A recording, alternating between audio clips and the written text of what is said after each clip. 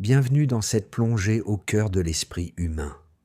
Aujourd'hui, nous allons explorer ensemble 5 signes qui montrent que ton inconscient te parle, à travers la pensée de Carl Gustav Jung, psychiatre et fondateur de la psychologie analytique. Jung a consacré sa vie à comprendre les profondeurs de l'âme humaine. Il disait « Jusqu'à ce que tu rendes l'inconscient conscient, il dirigera ta vie et tu l'appelleras destin ». Cette vidéo est conçue comme un voyage où nous allons prendre le temps d'écouter, d'observer et de comprendre les messages subtils que ton inconscient t'envoie. Mais avant de commencer, assure-toi de t'abonner à la chaîne Voyages intérieurs pour de nouvelles publications sur le développement personnel et la psychologie. Maintenant, allons-y. Afin de t'aider à mieux comprendre ton monde intérieur, nous allons explorer les rêves récurrents, les synchronicités, les émotions intenses et inexpliquées, les lapsus et actes manqués, l'ombre et les projections. Chacune de ces notions est un signe que ton inconscient te parle. Reste jusqu'à la fin, car chacune sera enrichie d'exemples concrets et d'exercices pratiques pour rendre cette exploration vivante et utile pour toi. Premier signe, les rêves récurrents. Ils représentent la voix symbolique de l'inconscient. Ils sont comme un langage universel. Pour Jung, les rêves ne sont pas de simples images aléatoires. Ils sont des messages codés, des symboles qui traduisent les besoins, les blessures et les désirs de l'inconscient. Il écrivait « Les rêves sont les petites portes cachées qui mènent au plus profond et au plus secret sanctuaire de l'âme. » Reconnaître ces rêves comme ces petites portes, c'est accepter que ton inconscient cherche à attirer ton attention sur une vérité intérieure. Imagine une femme qui rêve régulièrement qu'elle est enfermée dans une maison sans fenêtre. Chaque nuit, elle explore les pièces, mais ne trouve jamais de sortie. Ce rêve traduit son sentiment d'étouffement dans sa vie quotidienne, peut-être dans son travail ou dans une relation. L'inconscient utilise l'image de la maison comme métaphore de son état intérieur. Les rêves récurrents sont comme des lettres que l'inconscient envoie encore et encore, jusqu'à ce que le message soit entendu. Ils révèlent souvent des conflits intérieurs non résolus, des désirs refoulés et des blessures anciennes qui demandent à être guéries. Voici comment analyser tes rêves. Tiens un journal de rêves. Chaque matin, note immédiatement tes rêves, même les fragments dont tu te souviens. Identifie les symboles récurrents, animaux, lieux, personnes. Pose-toi la question, que représente ce symbole pour moi? Et observe si un thème revient régulièrement. Passons au deuxième signe, les synchronicités.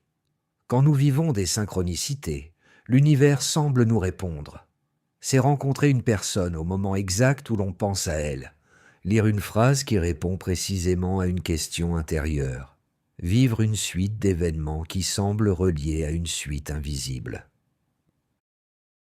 La synchronicité est un concept central chez Jung. Il la définissait comme une coïncidence significative, un événement extérieur qui correspond à un état intérieur et qui semble dépasser le hasard. Par exemple, un homme traverse une période de doute sur sa carrière. Il se demande s'il doit changer de voie. Le soir même, il tombe par hasard sur un livre intitulé « Trouver sa véritable vocation ». Le lendemain, un ami qu'il n'avait pas vu depuis longtemps lui parle de son propre changement de carrière. Ces événements, bien que séparés, résonnent profondément avec sa question intérieure. Les synchronicités sont des ponts entre le monde intérieur et le monde extérieur. Elles révèlent que l'inconscient essaie de nous parler, qu'il n'est pas isolé, mais en dialogue constant avec la réalité. Elles nous rappellent que la vie n'est pas seulement faite de hasard, mais aussi de sens cachés. Pour les reconnaître, tu peux tenir un carnet de synchronicité. Note chaque coïncidence qui te semble significative. Puis, demande-toi, quelle question intérieure cela éclaire-t-il ? Observe si un thème se répète dans ces coïncidences. Troisième signe, les émotions intenses et inexpliquées. Ce sont des échos de l'âme. Les émotions sont comme des messagers. Une émotion soudaine, disproportionnée ou inexpliquée est souvent un signe que l'inconscient s'exprime. Jung disait « Ce à quoi tu résistes persiste ». Prenons l'exemple d'un homme qui ressent une jalousie intense chaque fois qu'il voit un collègue de travail réussir. En explorant cette émotion, il découvre qu'elle lui vient d'une blessure d'enfance, ne jamais avoir été suffisamment reconnu par son père.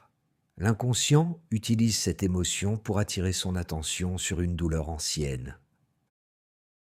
Les émotions intenses sont des signaux. Elles indiquent à soi des blessures non cicatrisées, des désirs refoulés, des parties de soi qui demandent à être reconnues. Pour savoir ce que dit ton inconscient à travers tes émotions, tiens un carnet émotionnel.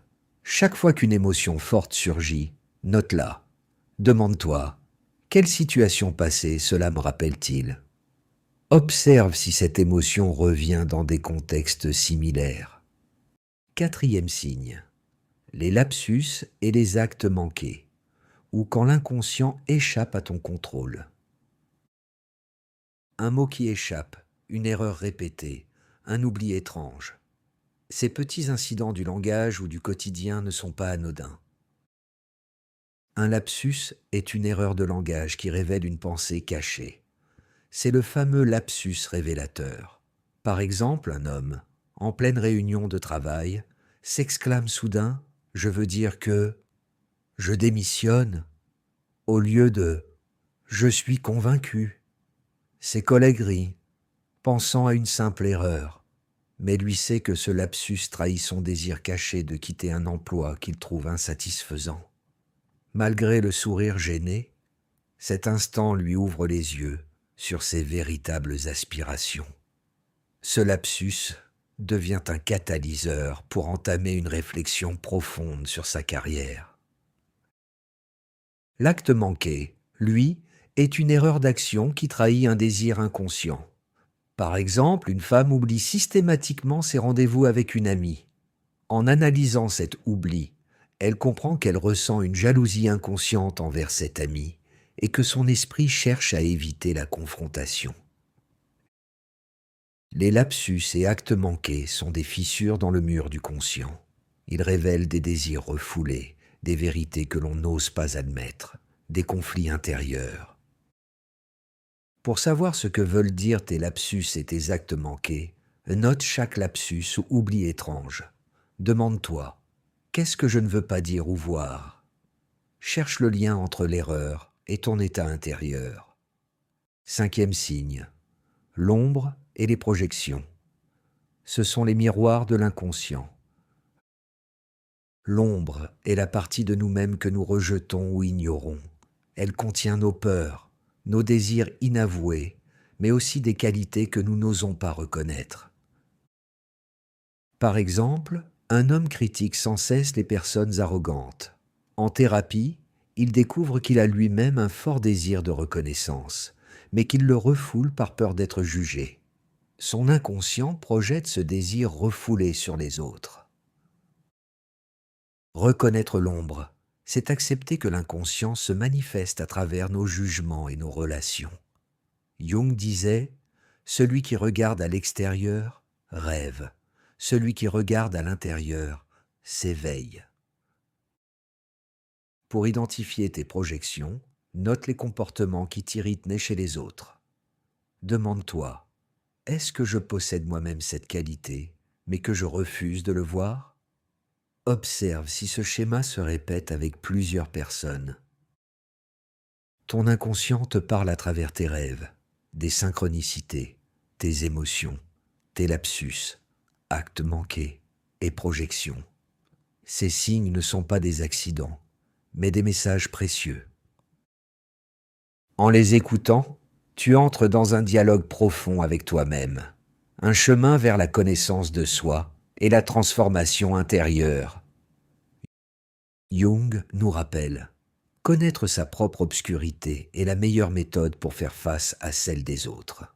Si cette exploration des 5 signes que ton inconscient te parle t'a inspiré, abonne-toi à la chaîne, active la cloche et partage en commentaire les expériences où tu as senti ton inconscient s'exprimer.